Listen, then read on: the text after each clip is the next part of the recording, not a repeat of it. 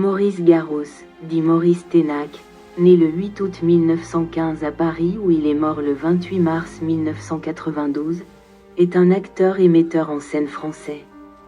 Au cinéma, Maurice Ténac s'est surtout illustré dans des seconds rôles mais pour des réalisateurs parfois prestigieux. Comme Abel Gans ou Sacha Guitry, il se révèle un remarquable imitateur dans Donne-moi tes yeux en 1943. Il interprète au moins 2 personnages mythiques, Fantomas. Dans Fantomas contre Fantomas, 1949, de Robert Vernet, et le détective Monsieur Wens, créé par le romancier belge Stanislas André Stiman, dans Mystère à Shanghai, 1950, de Roger Blanc. Sa voix, à la diction très particulière, lui permit également de s'illustrer dans de nombreuses pièces radiophoniques, disques et doublages de films. À la radio, il joua Sherlock Holmes aux côtés de Pierre Mondy dans le rôle de Watson, à l'occasion d'un feuilleton diffusé sur les ondes en 1958 à 1959. Il prête également sa voix à des personnages de Jules Verne pour des disques édités par la firme Festival à la fin des années 1950. Phileas Fogg dans Le Tour du monde en 80 jours et le professeur Otto Lidenbrock dans Voyage au centre de la Terre. En 1963, dans SOS Météore et le piège diabolique. Adaptation radiophonique des bandes dessinées de Edgar Pierre Jacobs par Nicole Strauss et Jacques Langeais, il assure le rôle du capitaine Francis Blake. Dans le domaine du doublage, on peut l'entendre, entre autres, dans le film Dracula, 1979, de John Badham, dans lequel il prête sa voix à Sir Laurence Olivier qui joue le personnage de Van Helsing. Il est inhumé à Paris dans le cimetière des Batignolles, 30e division. Oh, tu es très gentil, je suis infiniment sensible aux compliments que tu veux bien m'adresser. Mais crois-moi, va, il n'y a pas de métier plus décevant que celui d'imitateur. Ainsi, en ce moment, nous bavardons. N'étant pas du tout nerveux, je suis moi-même. Mais vois-tu, et c'est là le drame de ma vie, sitôt que je m'anime un peu, je cesse alors d'être moi-même et je deviens l'un de ces personnages que j'ai pris l'habitude d'imiter. Si je parle intérêt, affaire, j'ai la voix de Michel Simon. Si je dis à une femme qu'elle est jolie, qu'elle me plaît, qu'il me serait agréable de la voir demain, tu vois, ben j'ai malgré moi la voix de gentille. Je t'annonce. Je t'en prie. Fabuleuse et protéiforme, incroyable et phénoménale, mon cher public, je t'en informe, voici notre imitateur national. Oh, je te jure, j'y vais comme au supplice. Allez, allez, tu exagères un peu ton martyr. Méfie-toi, tu finiras par faire un jour l'imitation de Jésus-Christ.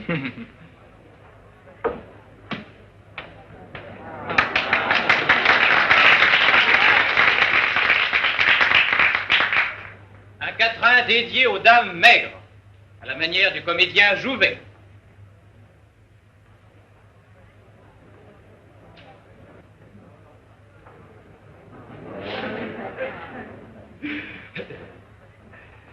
Qu'importe ton sein maigre, ô mon objet aimé.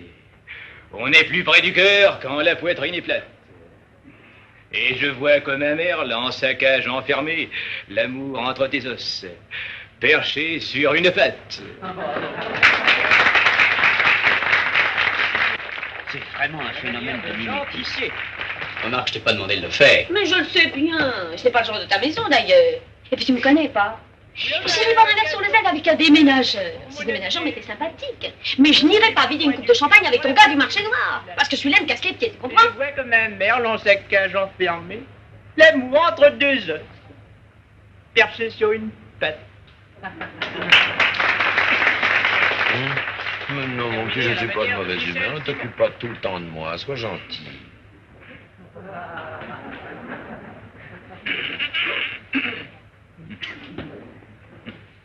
Qu'importe ton sein maigre, mon objet aimé. On est plus près du cœur quand la poitrine est plate. Et je vois comme un merle en sa cage enfermé. L'amour, entre deux os, perché sur une patte. Il est parti en me disant que pour passer une heure avec toi, il t'offrirait un porc entier. Oui. Eh bien, dis de ma part à ce cochon que je ne veux pas de son porc. Ou à ce porc que je ne veux pas de son cochon.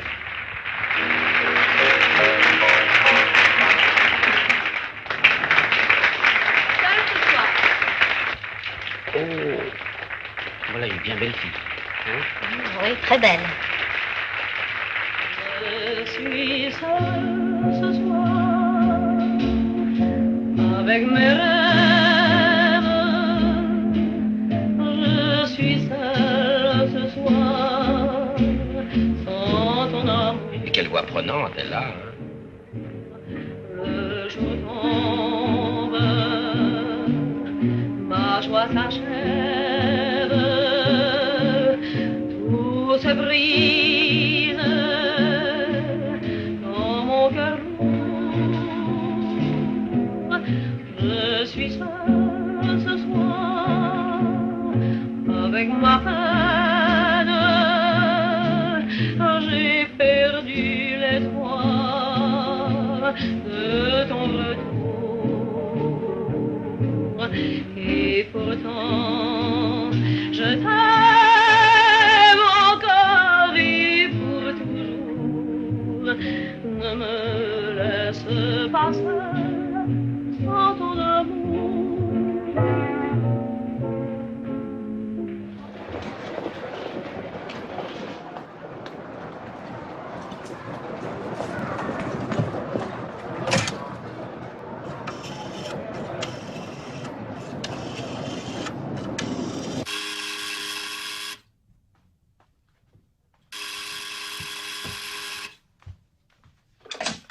Oui. Allô, patron? Tout baigne dans l'huile. Ils embarquent. Reviens ici dès qu'ils auront décollé. Ça va la Mercedes? Bon. Réveille-moi à 6 heures. Hein? Ciao. T'es sûr que c'est bien leur avion? Certains, ils ont donné le numéro du vol. C'est con de pirate si on en avait buté davantage. Fonce à Orly. Là-bas, ils doivent avoir des nouvelles fraîches. Et tiens-moi au courant.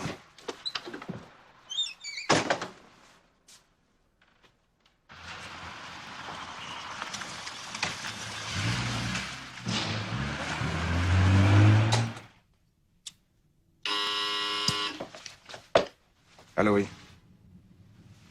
Commissaire Barbier. Alors vous êtes toujours aussi matinal, monsieur le divisionnaire? Vous aussi, vous êtes matinal. Pardonnez mon indiscrétion, pourquoi avez-vous loué une Mercedes? Depuis quand est-ce défendu par la loi? Ma voiture est à la révision et je dois descendre dans le midi. Votre chauffeur va manquer de sommeil. Qu'est-ce que vous l'avez envoyé faire en pleine nuit à Orly? Ah, vous l'ignoriez, voyons. Je ferme les yeux sur ces escapades. Il est de plus en plus difficile de trouver du bon personnel. Bon, ce qu'on dit ici, on laissait tomber les mondanités, hein, et qu'on se parle d'homme à homme comme au bon vieux temps. C'est toi qui as aidé Lambert à se faire la valise, hein. Ça peut être mauvais pour ta Légion d'honneur. Évadé, monsieur, oui, oui. Non. Ça non plus, tu le savais pas. Mais c'est de la folie, il sera sûrement repris. Mais pourquoi pensiez-vous que j'étais au courant? Une sorte de transmission de pensée, figure-toi, étant donné vos anciens liens d'amitié. Dis donc, à propos, fais-nous désinfecter chez toi, hein, au cas où il te resterait des punaises. Pardon? Mais vous tenez des propos incohérents, monsieur Barbier. Il serait temps d'aller vous reposer.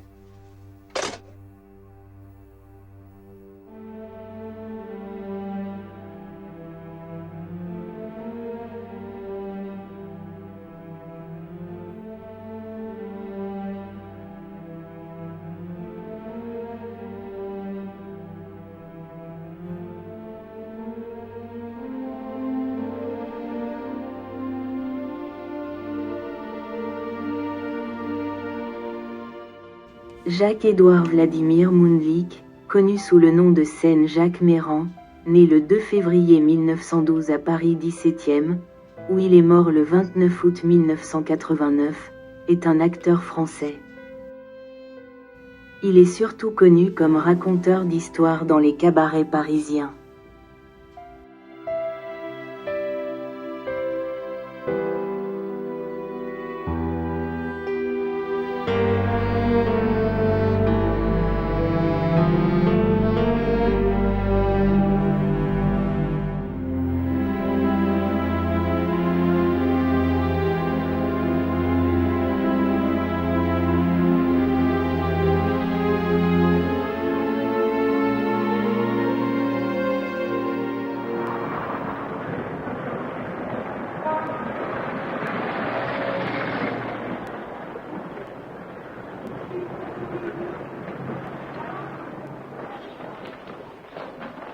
pardon, mademoiselle, il y a bien un photomaton ici.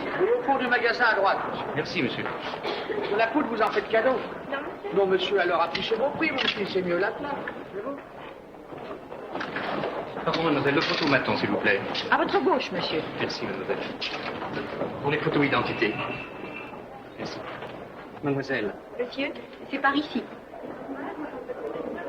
C'est 30 francs, monsieur. Oui, je sais, mademoiselle. Et voici. Mais, asseyez-vous. Identité? Comment? Restez bien en face de l'appareil. Souriez. Mais non, monsieur, pas à moi. Regardez l'appareil et souriez. Voilà. Soyez pas trop crispé. Ne me regardez pas, monsieur. Regardez l'appareil. Voilà, monsieur, c'est fini. Vos photos seront prêtes dans 8 minutes. Ah bon, merci. Si j'avais su, j'aurais posé aussi de profil. Fallait me le dire, mais vous êtes aussi bien de face, vous savez. Mais vous croyez? Mais oui. Alors, dans 8 minutes.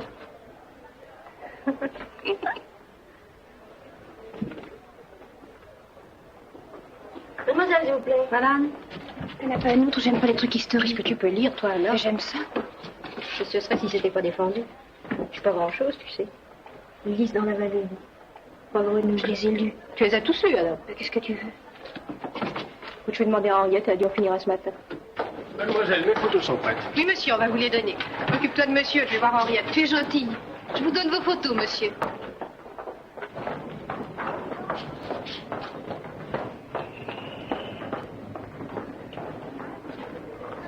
Bonjour madame, je voudrais savoir si j'ai gagné. Mais oui, monsieur, c'est facile. Non, monsieur, vous n'avez pas gagné. Prenez-en un autre, vous aurez meilleure chance la prochaine fois. Ah non, merci, ça suffit comme ça. Depuis 5 ans que ça dure, vous pouvez le garder, votre billet, je vous le donne. Heureusement qu'ils ne sont pas tous comme lui. Oh, vous savez, il y en a beaucoup. Madame? Donnez-moi 3 séries B, se terminant par 13, 17 et 21. Vous n'avez pas fini un de mes bouquins, Suzanne n'a plus rien à lire. Tenez, en voilà un. Merci, hein.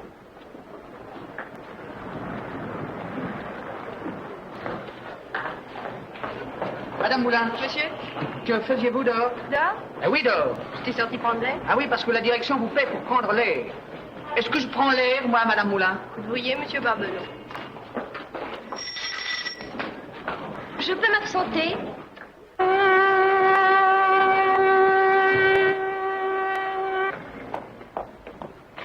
Voilà des bouquins pour votre dimanche. Vous êtes gentille. Remerciez bien votre mari, hein.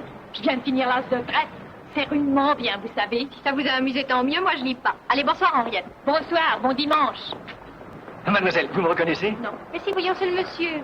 Oui, c'est ça, je suis le monsieur. Ah, voulez-vous me faire le plaisir d'accepter de prendre l'apéritif avec moi? Je vous remercie, mais nous n'avons pas le Oh temps. non, vous ne pouvez pas me refuser ça, n'est-ce pas, mademoiselle? Antoinette, reste-toi si tu veux. Suzanne sera très heureuse de vous tenir compagnie, elle adore boire l'apéritif. Bonsoir tout le monde. Ah non, mais mademoiselle. Où va-t-on le prendre? Quoi donc? Bah, l'apéritif. Maintenant, je suis un peu pressé, je viendrai vous chercher un jour de la semaine prochaine. La semaine prochaine? Excusez-moi, mais je me sauve.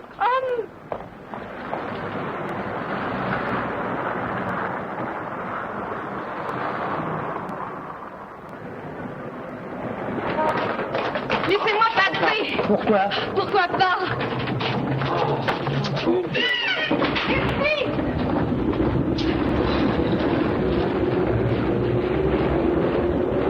Oui, bah maintenant qu'elle est partie.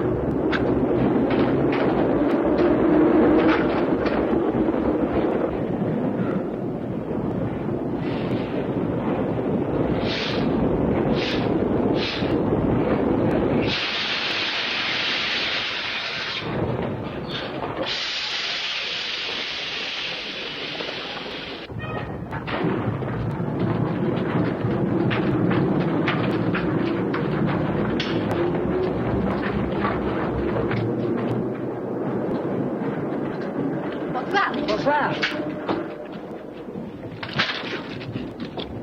Ça va? Dis donc, je vais faire des courses, pas besoin de rien. Si tu veux les poireaux, tu m'en prendras. C'est tout? Oui, c'est tout. Mademoiselle, une première.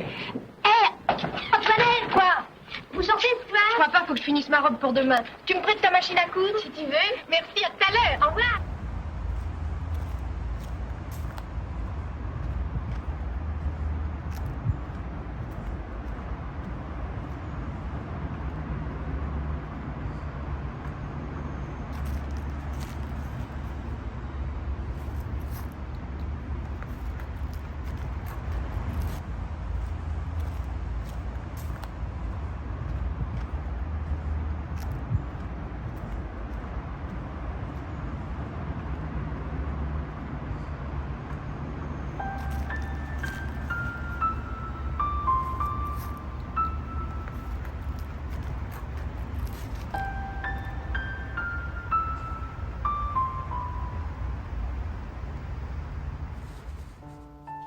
Claude Marie-Alice Marthe Platner, dite Claude Borelli, née le 14 janvier 1934 à Paris et morte accidentellement le 15 novembre 1960 dans la même ville, est une actrice française.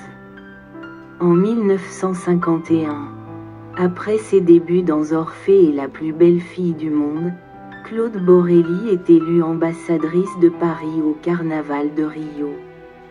L'année suivante, elle effectue une tournée de music-hall au Canada et apparaît à la télévision américaine. Elle renonce à sa carrière artistique après son mariage avec le musicien de jazz Jean-Louis Vial.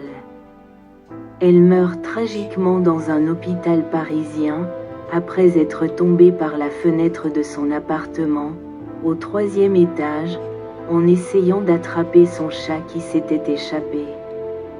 Elle est inhumée au cimetière des Batignolles, division 31.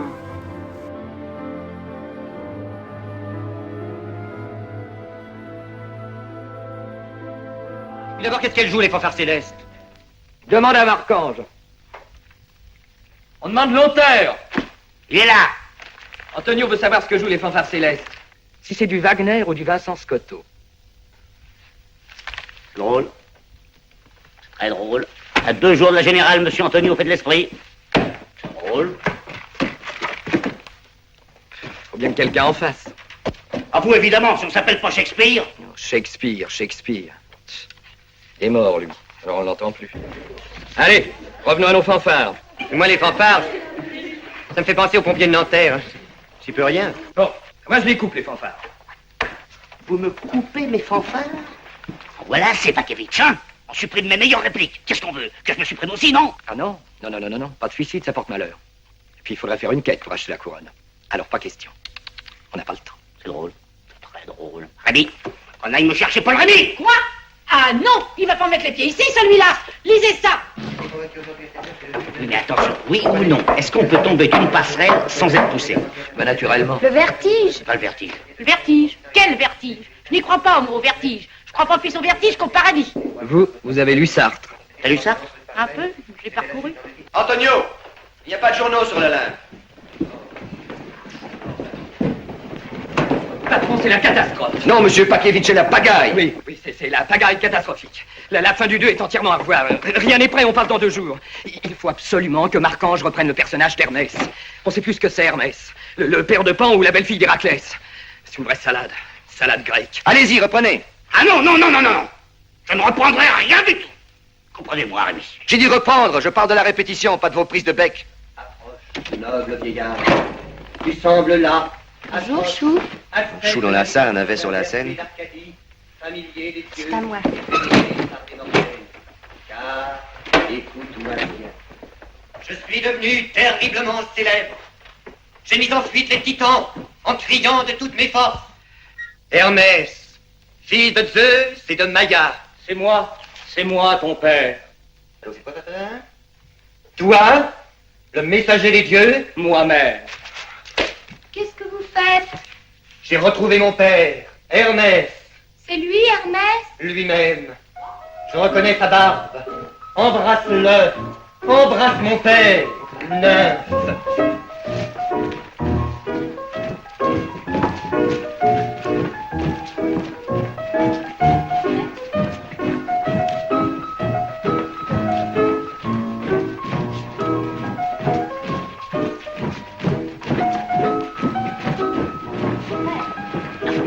Rémi, oui ou non, ai-je du talent? C'est justement ce que je me demandais.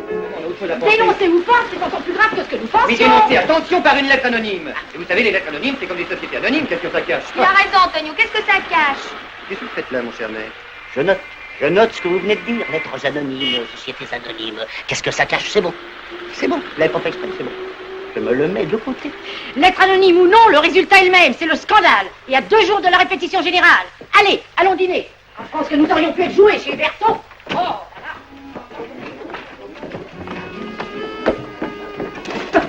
Excusez-moi.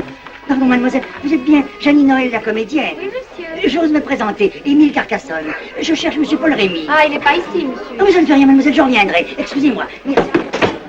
À ton avis, qui ça peut être cet anonyme? Oh, Mona, vraiment, ça a été magnifique. Grâce à vous, cher Mona, grâce à vous. Si, grâce à vous. Et grâce à vous, Pakevitch.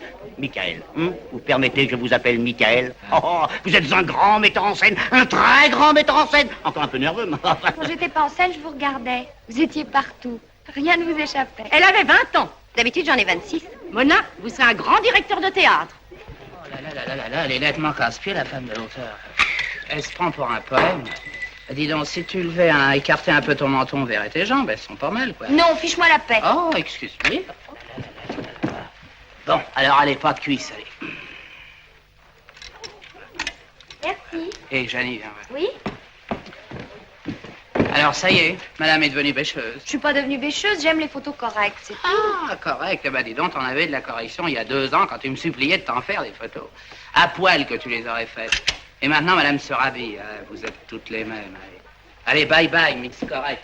Je vous retrouve chez Maxime dans 10 minutes, un coup de téléphone à donner. Dépêchez-vous, je tombe d'inanition. C'est bien simple, je ne sens plus mon pouls. Eh bien, Pakevitch, vous venez? J'arrive. 0, rien au 0. Change $1,000. $1000 pour mademoiselle Von Zenten. Messieurs, faites vos choses. Les jeux sont faits. Rien ne va plus.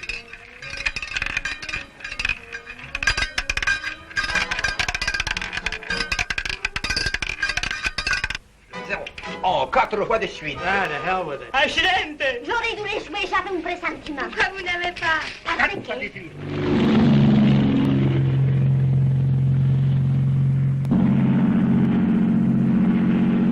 Vous pouvez sortir, tout est calme sur le fond. I've never been so thrilled in my whole life. Parlez français, les gens n'aiment pas les sous-titres. Je disais, je dors la sensation du danger, mais vous aussi, je suis sûre. Oui, ne discutons pas, on risque de tomber en panne d'essence. Qui vous a amené sur le bateau? Oh, vous avez vu un poisson volant? À Honolulu, ils en font de beaucoup plus extraordinaires. Vous connaissez Honolulu? Non, je sors très peu. Qui vous a amené sur le bateau? Un garçon, naturellement, très gentil, beaucoup plus que vous. Quel mal il doit se tenir. Il m'a dit qu'il m'avait fait danser dans une party, je me souvenais pas, mais je rencontre tellement de gens et je vais à tellement de parties, c'est pas étonnant. Oh, vous avez dû coller au bien avec tout le monde, c'était si drôle. Mais pourquoi vous l'avez fait? Pour vous enlever. Vous me kidnappez? Pas moi, pauvre petite tête blonde. C'est Goyas, le propriétaire du bateau. Fred? Oui, et demain matin, vous partiez en voyage. Peut-être pour Honolulu, mais à fond de cale. Vous savez où c'est la cale? En bas. En bas. Alors, pas de poisson volant, pas de cocktail, pas de danseur, et beaucoup d'ennuis pour le papa. Vous avez de la chance que je m'occupe de vous. Kidnappé? Ça, j'ai encore jamais été. Manteau. Thanks. Et sac. Thank you.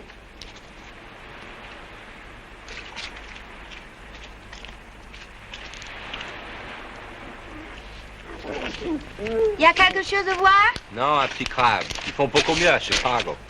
Moi, appelé terriblement Dan Andrews. Humphrey Bogart. Peut-être un peu Burt Lancaster.